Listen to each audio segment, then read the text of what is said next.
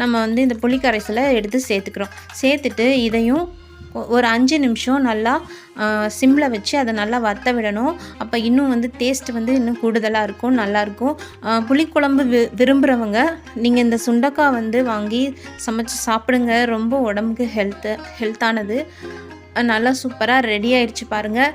இப்போ வந்து மதியம் லஞ்சுக்கு வந்துட்டு ஒயிட் ரைஸ், அப்புறம் சுண்டக்காய் புளி கிரேவி, அப்புறம் வந்து இதுக்கு வந்து பொரியல் என்னன்னு பார்த்தீங்கன்னா பீட்ரூட் பொரியல் நல்லாயிருக்கும். கீரைத்தண்டு தேங்காய் துருவல்லாம் போட்டு செய்வோம் இல்லையா, அது ரொம்பவே சூப்பராக இருக்கும்.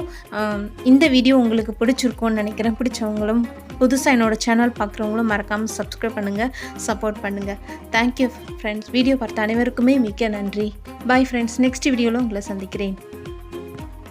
தண்டுக்கீரை பொரியல் வந்து நம்ம சேனலில் நான் போடுவேன், மிஸ் பண்ணாமல் பாருங்கள். தேங்க்யூ.